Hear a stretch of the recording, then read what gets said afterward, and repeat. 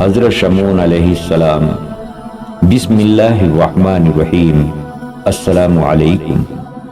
آج ہم ایک ایسے غیر معمولی انسان کا ذکر کرنے جا رہے ہیں جسے اللہ تعالیٰ نے بے مثال قوت، غیر معمولی طاقت اور حیرت انگیز جرأت عطا فرمائی۔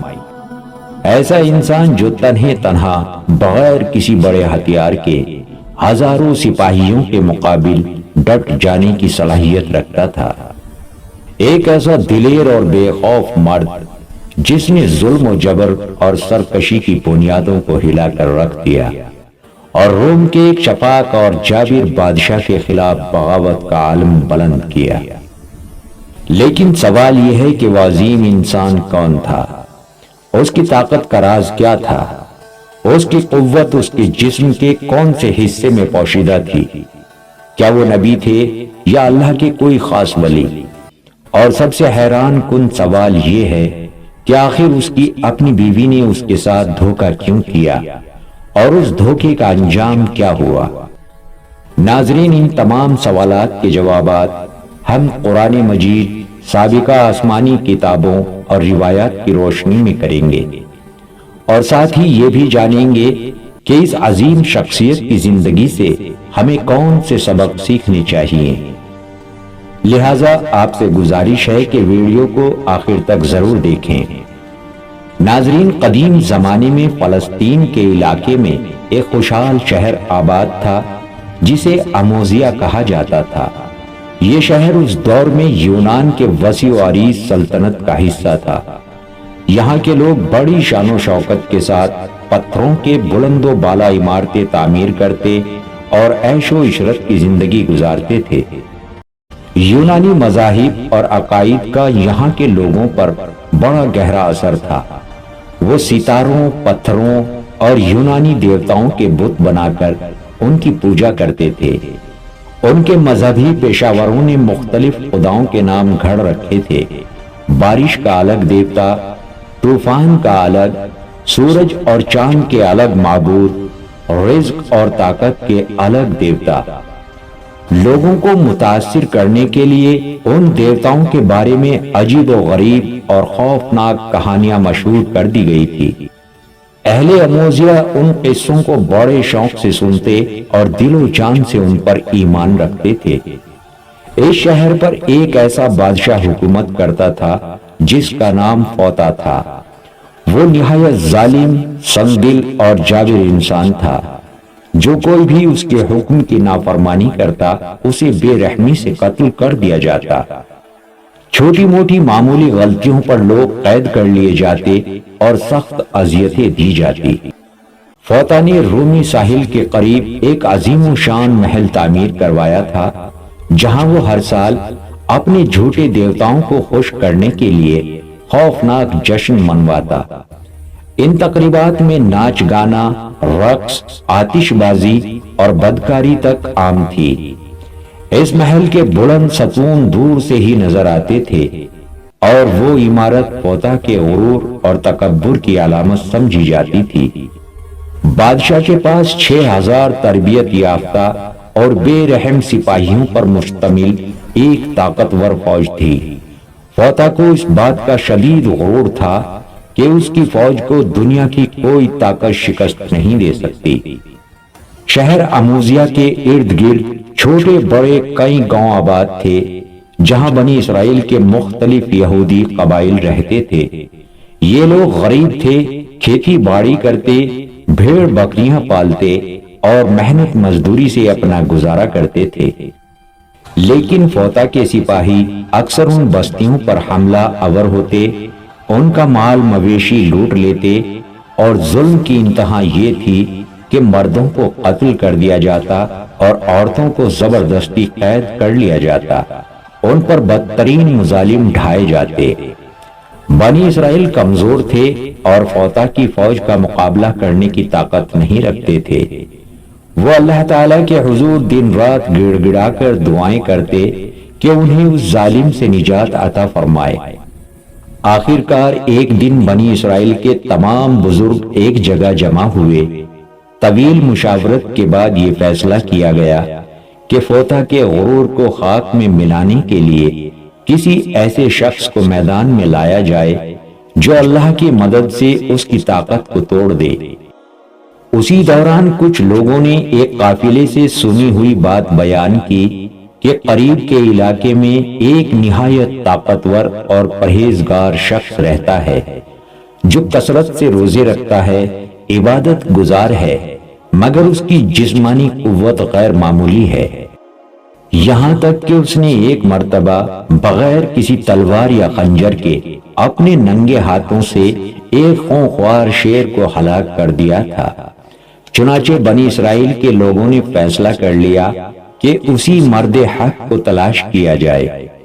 بنی اسرائیل کے بزرگوں نے باہمی مشورے کے بعد یہ طے کیا کہ اب وہ اس عظیم انسان کے پاس خود جائیں گے، فوتا کے مظالم کی فریاد کریں گے اور اس سے مدد کی التجا کریں گے۔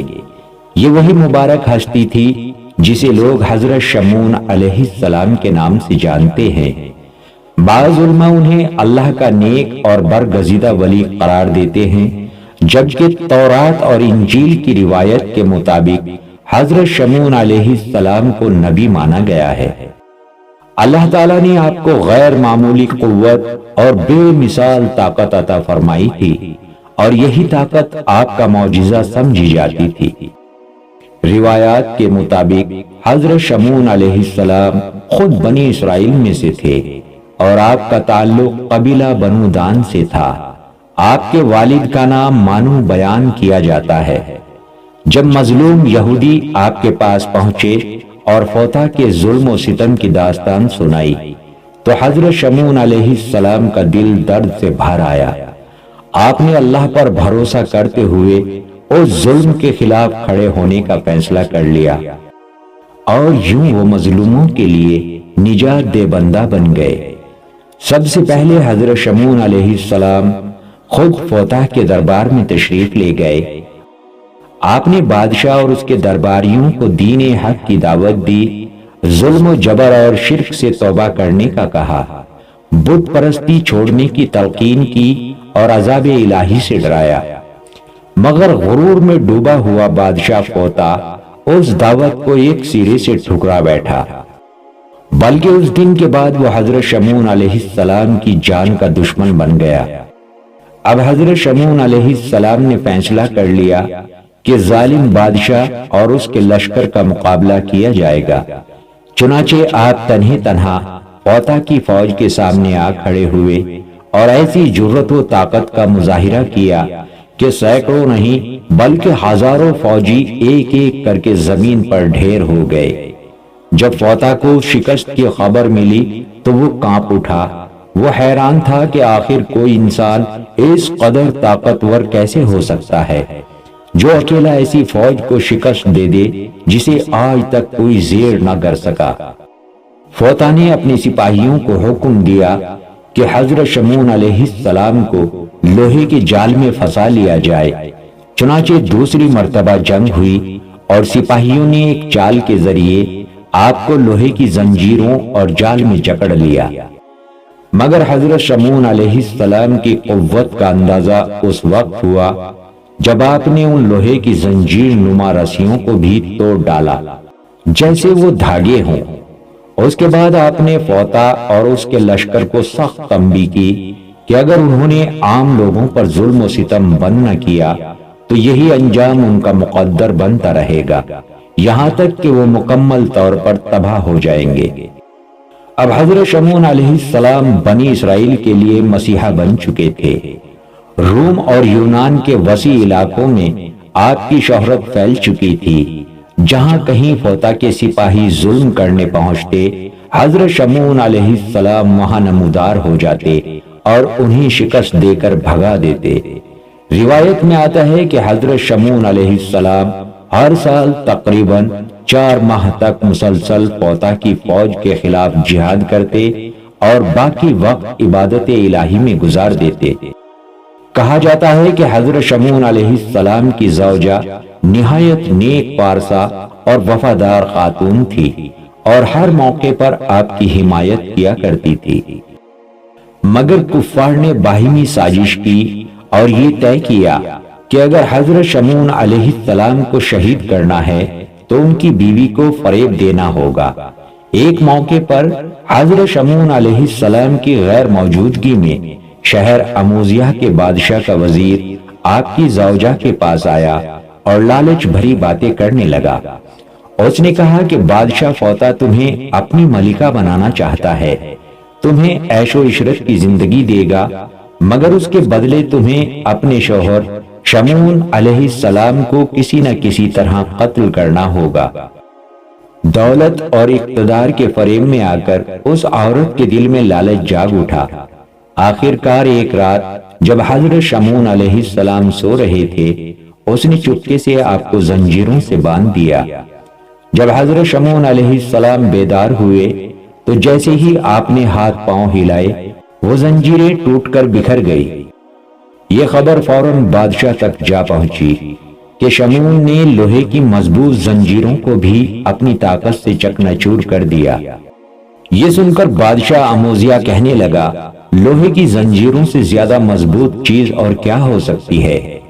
چند دن بعد جب حضرت شمعون علیہ السلام میدان جنگ سے واپسی لوٹے تو گھر میں اپنی زوجہ سے گفتگو کر رہے تھے۔ باتوں ہی باتوں میں آپ کی بیوی نے آپ کی قوت، طاقت اور جنگی کارناموں کا ذکر چھیڑ دیا۔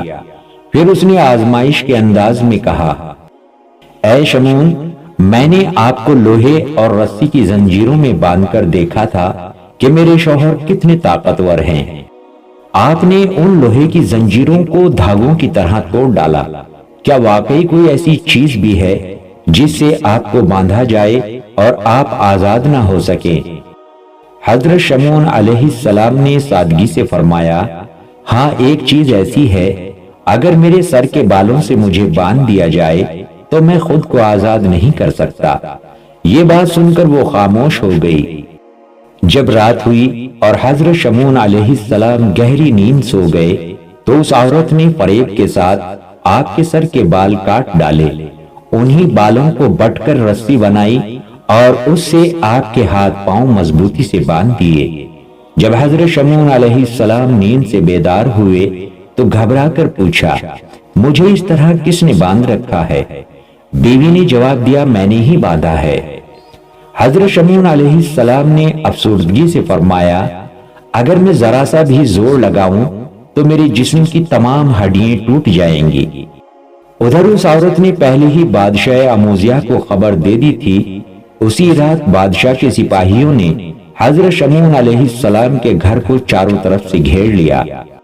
انہوں نے ظلم و درندگی کی انتہا کر دی۔ حضرت شمعون علیہ السلام کی آنکھیں نکال لی گئی، زبان کاٹ دی گئی اور بے بس حالت میں آپ کو گھسیٹتے ہوئے بادشاہ فوتا کے دربار میں لے جایا گیا۔ جب آپ کو دربار میں لایا گیا تو وہاں شدید ہنگامہ برپا تھا۔ کوئی چیخ رہا تھا، یہ میرے باپ کا قاتل ہے، کوئی کہہ رہا تھا اس نے میرے بھائی کو مارا ہے۔ ہر شخص کوئی نہ کوئی الزام لگا رہا تھا اور سب حضرت شمعون علیہ السلام کے دشمن بنے کھڑے تھے۔ بادشاہ کے حکم پر حضرت شمعون علیہ السلام کے ہاتھ پاؤں توڑ دیے گئے اور آپ کو اٹھا کر دربار کے ایک کنارے پھینک دیا گیا۔ ادھر بادشاہ فوتا اور اہل اموزیہ محل میں جشن منا رہے تھے۔ وہ خوشی سے کہہ رہے تھے کہ آج ہم نے ہمیشہ ہمیشہ کے لیے شمعون سے نجات پا لی، اب ہمارا کوئی دشمن باقی نہیں رہا۔ لیکن اسی لمحے اللہ کے حکم سے حضرت جبرائیل علیہ السلام نازل ہوئے۔ انہوں نے حضرت شمعون علیہ السلام کو ہوا پر اٹھا لیا۔ آپ کے ٹوٹے ہوئے ہاتھ پاؤں، آنکھیں اور جسم کے تمام زخم لمحوں میں ٹھیک ہونے لگے۔ حضرت جبرائیل علیہ السلام نے فرمایا، اے شمعون، اللہ کے حکم سے کھڑے ہو جاؤ، اللہ نے تمہیں پھر سے طاقت اور قوت عطا فرما دی ہے۔ اب اس ملعون کے محل کے ستون کو پکڑو اور اس کی عمارت کو زمین سے اکھاڑ کر دریا میں پھینک دو۔ حضرت شمعون علیہ السلام نے اللہ کا نام لیا اور اٹھ کھڑے ہوئے۔ آپ نے اس ظالم بادشاہ کے محل کا ایک عظیم ستون پکڑا اور پوری قوت سے زمین سے اکھاڑ دیا۔ اچانک شہر اموزیہ میں قیامت برپا ہو گئی، زلزلہ سا آ گیا، عمارتیں لرزنے لگی، اور دیکھتے ہی دیکھتے پورا محل اور اس کے ارد گرد کے مکانات دریا میں جا گرے۔ اہل اموزیہ ہلاک ہو گئے اور بادشاہ فوطا بھی اپنے انجام کو پہنچا۔ اس عظیم کام سے فارغ ہو کر حضرت شمعون علیہ السلام اپنے گھر کی طرف روانہ ہوئے۔ وہاں آپ کو اپنی بیوی ملی۔ دل میں خیال آیا کہ اسے اس غداری کی سزا میں قتل کر دینا چاہیے، مگر اسی وقت حضرت جبرائیل علیہ السلام اللہ کے حکم سے نمودار ہوئے اور فرمایا، اے شمعون، اللہ کا حکم ہے کہ تم اپنی بیوی کو قتل نہ کرو۔ حضرت جبرائیل علیہ السلام نے مزید فرمایا، اے شمعون، اللہ تعالیٰ کا حکم ہے کہ نہ تو اپنی زوجہ کو قتل کرو اور نہ ہی اسے کسی قسم کی اذیت یا سزا دو۔ اس سے یہ غلطی نادانی اور فریب کے اثر میں سرزد ہوئی ہے۔ بس تم درگزر سے کام لو، اس کی خطا کو معاف کرو اور اس کے ساتھ محبت اور حسن سلوک کے ساتھ زندگی بسر کرو۔ چنانچہ حضرت شمعون علیہ السلام نے اللہ کے حکم کے سامنے سر تسلیم کر دیا اور اپنی زوجہ کو معاف کر دیا۔ ناظرین، یہاں ایک اہم بات واضح کرنا ضروری ہے کہ حضرت شمعون علیہ السلام کا یہ واقعہ قرآن مجید میں صراحت کے ساتھ بیان نہیں ہوا، بلکہ یہ تذکرہ سابقہ آسمانی کتابوں اور پرانی روایات میں ملتا ہے۔ مختلف روایات کے مطابق آپ نے طویل عمر پائی، بعض کے نزدیک 1000 برس کے قریب، اور کہا جاتا ہے کہ آپ نے نبوت یا دین خدمت کے تقریباً 20 سال گزارے۔ عیسائی روایات میں حضرت شمعون علیہ السلام کو سیمسن کے نام سے یاد کیا جاتا ہے۔ بعض تاریخی روایات میں آپ کا ذکر حضرت موسیٰ علیہ السلام کے دور سے جوڑا جاتا ہے، اگرچہ اس میں اختلاف پایا جاتا ہے۔ اگر اسلامی روایات کی بات کی جائے تو ایک حدیث مبارکہ میں بنی اسرائیل کے ایک عظیم عبادت گزار بندے کا ذکر ملتا ہے۔ علماء کرام کی اکثریت کے نزدیک حضرت شمعون علیہ السلام بنی اسرائیل کے ایک برگزیدہ ولی تھے، نہ کہ نبی۔ روایات میں آتا ہے کہ ایک دن حضرت محمد صلی اللہ علیہ وسلم نے صحابہ کرام رضی اللہ تعالی عنہم کے سامنے بنی اسرائیل کے حالات بیان فرمائے۔ اسی وعظ و نصیحت کے دوران آپ صلی اللہ علیہ وسلم نے ایک ایسے اللہ والے بندے کا ذکر فرمایا جن کا نام شمعون رحمت اللہ علیہ بتایا گیا۔ کہا جاتا ہے کہ وہ مسلسل 1000 مہینے روزے رکھتے، راتوں کو اللہ کی عبادت اور نماز میں گزارتے اور دن کے وقت ہتھیار باندھ کر اللہ کی راہ میں جہاد کرتے تھے۔ وہ غریبوں کی مدد کرتے، مظلوموں کی حمایت کرتے، مشرکوں اور ظالموں کے خلاف ڈٹ جاتے اور حاصل ہونے والے مال ضرورت مندوں میں تقسیم کر دیتے تھے۔ ان کی جسمانی طاقت اور روحانی قوت کا یہ عالم تھا کہ بھاری لوہے کی مضبوط زنجیریں بھی ان کے ہاتھوں میں یوں ٹوٹ جاتی جیسے عورتوں کی چوڑیاں۔ ناظرین، جب صحابہ کرام رضی اللہ تعالیٰ عنہم نے شمعون رحمت اللہ علیہ کی عبادت، مجاہدہ اور 1000 مہینوں پر مشتمل جہاد کا حال سنا تو عرض کیا، یا رسول اللہ، ہم تو اپنی محدود عمر کی وجہ سے ایسی عبادت اور اجر تک کبھی نہیں پہنچ سکتے۔ صحابہ کرام رضی اللہ تعالیٰ عنہم کی اس حسرت بھری تمنا پر اللہ تعالیٰ نے امت محمدیہ صلی اللہ علیہ وسلم کو شب قدر جیسی عظیم نعمت عطا فرمائی، جس کی عبادت 1000 مہینوں سے افضل قرار دی گئی ہے۔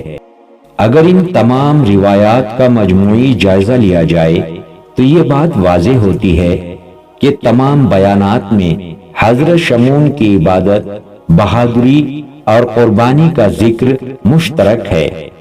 اختلاف صرف ان کے نبی یا ولی ہونے کے بارے میں پایا جاتا ہے۔